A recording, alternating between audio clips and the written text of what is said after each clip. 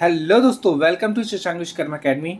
दोस्तों, BEd fourth semester में जो हम लोग पेपर फर्स्ट है जिसका नाम है भारत में शिक्षा प्रणाली का विकास एवं इसकी चुनौतियाँ, इसके हम लोग चैप्टर नंबर 7 तक ही कंप्लीट कर चुके हैं। ठीक है, जिन्होंने नहीं देखा है वो प्लेलिस्ट में जाके चेक कर लें। पेपर फर्स्ट के नाम से है उसमें BEd fourth semester paper first और BEd fourth semester paper second, दो प्लेलिस्ट बनी हुई हैं जिसमें आप लोगों को इसके वीडियोस मिल जाएंगे। ठीक है, तो आज हम लोग देखेंगे जो पेपर फर्स्ट है उसका चैप्टर नंबर 8। ठीक है, भारतीय शिक्षा आयोग हंटर आयोग 1882। ठीक है, काफ़ी इंपॉर्टेंट है और बहुत सारे क्वेश्चंस आपको इसी वीडियो में याद भी हो जाएंगे।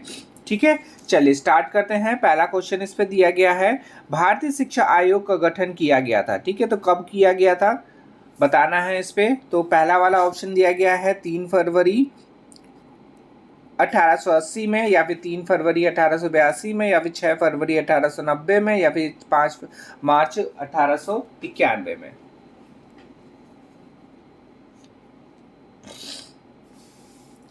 तो इसका आंसर देखिए ऊपर दिया ही गया था 1882, तो इससे आप लोग अंदाजा लगा सकते हैं। तो 3 फरवरी 1882 में इसका गठन हुआ था।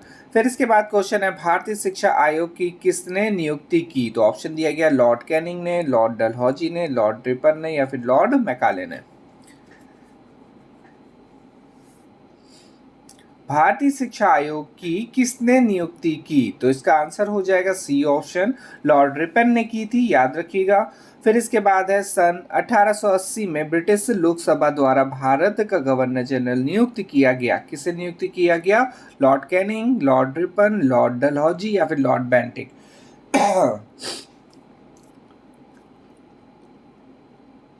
तो इसका आंसर हो जाएगा लॉर्ड रिपन को गवर्नर जनरल नियुक्त किया गया। क्वेश्चन नंबर 4 है, भारतीय शिक्षा आयोग के गवर्नर जनरल ने कार्यकारिणी का सदस्य किसे बनाया? ऑप्शन दिया गया बीएल राइस को, विलियम हंटर को, या फिर डलहौजी को, या फिर किसी को नहीं। तो क्वेश्चन 4 का जो आंसर हो जाएगा वो है बी ऑप्शन से, विलियम हंटर को कार्यकारिणी का सदस्य बनाया।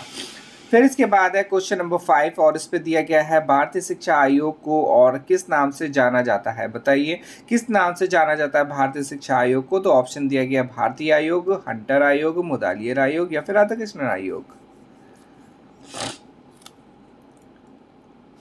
तो भारतीय शिक्षा आयोग को हंटर आयोग के नाम से भी जाना जाता है। ठीक है, तो आज याद रखिएगा इसको। फिर है नेक्स्ट क्वेश्चन, हंटर आयोग में कितने सदस्य थे? 10 थे, 15 थे, 20 थे, या फिर 25 थे? हंटर आयोग, तो हंटर आयोग में 20 सदस्य थे। ठीक है, तो मेरे ख्याल से याद भी हो जाएगा जल्दी जल्दी, बहुत सारे आपको क्वेश्चन इस वीडियो के माध्यम से याद भी हो जाएंगे।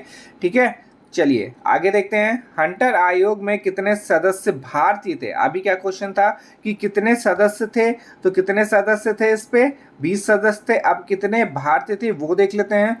तो हंटर आयोग में कितने सदस्य भारतीय थे? 10 थे, 5 थे, 7 थे, या फिर 15 थे? तो इसका आंसर हो जाएगा 7 सदस्य। ठीक है, तो 7 सदस्य, 20 में से 7 सदस्य कौन से थे? भारतीय थे। नेक्स्ट है क्वेश्चन, भारतीय शिक्षा आयोग ने अपने सुझावों एवं संस्तुतियों का कितने पृष्ठ का प्रतिवेदन से तैयार किया था? तो ऑप्शन दिया गया 100 का, 200 का, 600 का, या फिर 800 का। पृष्ठ हो जाएंगे पेजेस का, कितने पेजेस का प्रतिवेदन तैयार किया था? तो इसका आंसर हो जाएगा 600 पृष्ठों का था। ठीक है, नेक्स्ट है क्वेश्चन नंबर 9 और इसमें दिया गया, आयोग ने 600 पृष्ठों का प्रतिवेदन सरकार के समक्ष कब प्रस्तुत करा? अब बन तो गया, तो कब प्रस्तुत किया ये बताना है। तो 1882 ईस्वी में, 83 ईस्वी में, या फिर 1858 ईस्वी में, या फिर 1859 ईस्वी में।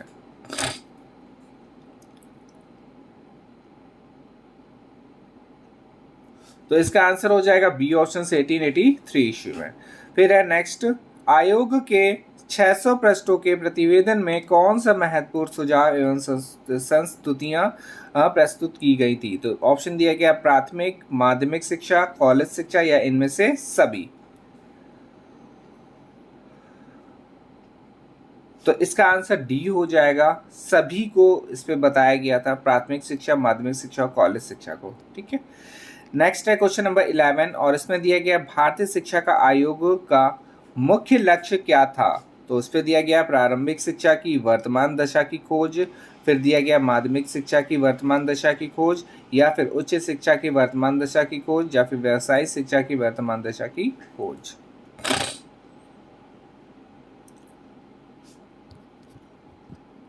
तो इसका आंसर हो जाएगा ए ऑप्शन से, प्राथमिक शिक्षा की वर्तमान दशा की खोज।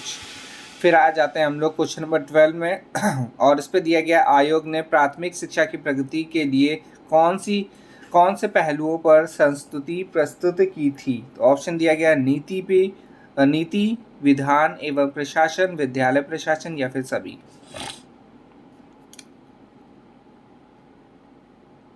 तो इसका आंसर डी हो जाएगा, सभी पर करी थी। ठीक है, नीति पे भी, विधान एवं प्रशासन पे भी, और विद्यालय प्रशासन पे भी। क्वेश्चन नंबर 13 पे आ जाते हैं और इस पे दिया गया है भारतीय शिक्षा आयोग के अनुसार से प्राथमिक शिक्षा का माध्यम कौन सी भाषा होनी चाहिए। तो ऑप्शन दिया गया अंग्रेजी भाषा, प्रादेशिक भाषा, देसी भाषा, या फिर राजकीय भाषा।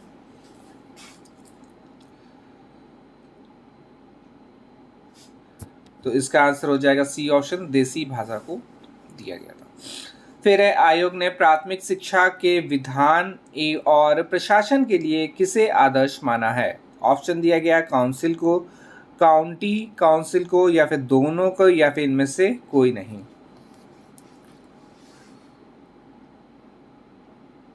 क्वेश्चन नंबर 14 और इसका आंसर हो जाएगा बी ऑप्शन से, काउंटी काउंसिल को। फिर आ जाते हैं क्वेश्चन नंबर 15 में, इस पे दिया गया है शिक्षा अधिनियमों के अनुसार प्राथमिक शिक्षा का उत्तरदायित्व किसे सौंपा गया था। ठीक है, तो इस पे बताना है किसे सौंपा गया था, काउंसिल को या फिर काउंटी काउंसिल को, या फिर दोनों को, या फिर इनमें से कोई नहीं। शिक्षा अधिनियमों के अनुसार प्राथमिक शिक्षा का उत्तरदायित्व किसे सौंपा गया था। ठीक है, क्वेश्चन देख लीजिएगा, इसमें बताया गया प्राथमिक शिक्षा का उत्तरदायित्व किसे सौंपा गया था। तो इसका आंसर हो जाएगा काउंटी काउंसिल को। फिर आ जाते हैं क्वेश्चन नंबर 16 और इसमें दिया गया आयोग ने प्राथमिक शिक्षा के किन महत्वपूर्ण पहलुओं पर संस्तुति की थी। ऑप्शन दिया गया है विधान एवं प्रशासन, वित्त, या फिर देसी विद्यालय, या फिर उपयुक्त सभी।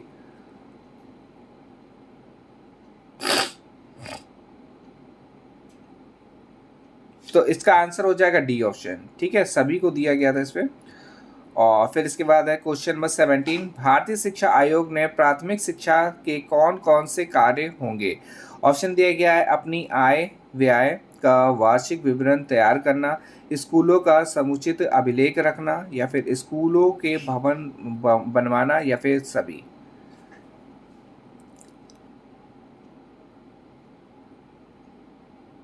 तो इसका आंसर हो जाएगा डी ऑप्शन। ठीक है, सभी हो जाएंगे। फिर नेक्स्ट क्वेश्चन नंबर 18 है, इस पे दिया गया प्राथमिक स्कूलों को आर्थिक सहायता देने के लिए कौन नियम बनाएगा। तो ऑप्शन दिया गया शिक्षा विभाग, स्वायत्त शासी संस्थाएं, या फिर स्कूल परिषद, या फिर उपयुक्त में से कोई नहीं।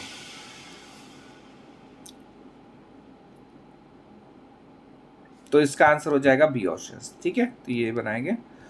फिर इसके बाद देखते हैं क्वेश्चन नंबर 19 को और इसमें दिया गया है आयोग ने प्राथमिक शिक्षा के विद्यालय प्रशासन के लिए किन विषयों पर संस्तुति दी।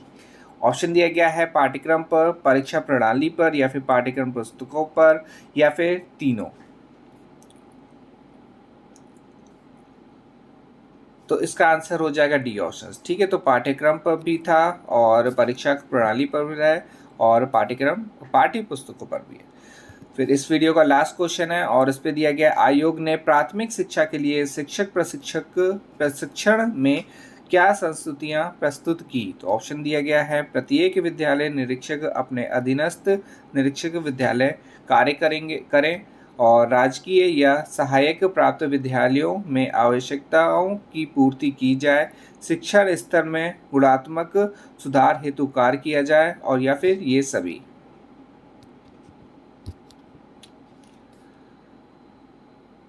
तो इसका आंसर हो जाएगा ये सभी। ठीक है, तो डी ऑप्शन इसका सही है।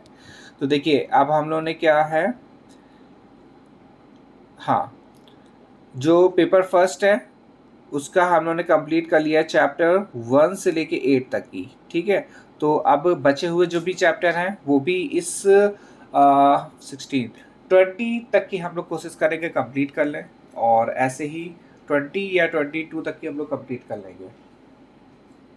सेम यही रहेगा हमारा जो पेपर सेकंड चल रहा है, उसका भी कोशिश सबकी है कि एक वीक के अंदर अंदर ये वाला पूरा कंप्लीट करके फिर इसके बाद थर्ड को ही स्टार्ट कर दें, या फिर कोशिश करेंगे एक ख़त्म करें पहले, फिर इसके बाद थर्ड स्टार्ट कर दें, फिर इसके बाद दूसरा, फिर इसके बाद फोर्थ स्टार्ट कर दें, ठीक है। जो भी पॉसिबल होगा वो स्टार्ट कर दिया जाएगा, क्योंकि पढ़ना वैसे सभी है। फिर इसके बाद कोशिश करेंगे कि अगर मार्केट में शायद MCQ बुक आ चुकी है, एक्स्ट्रा MCQs जो, जैसे कि हम लोगों ने पहले स्टार्ट देखा था, गोल्डन की भी थी और प्लैनेट की भी थी, काफ़ी सारी थी, तो उससे भी हम लोग प्रैक्टिस करेंगे, ठीक है। तो सबसे पहले इसको कंप्लीट करने के बाद फिर हम लोग उस पर जाएंगे।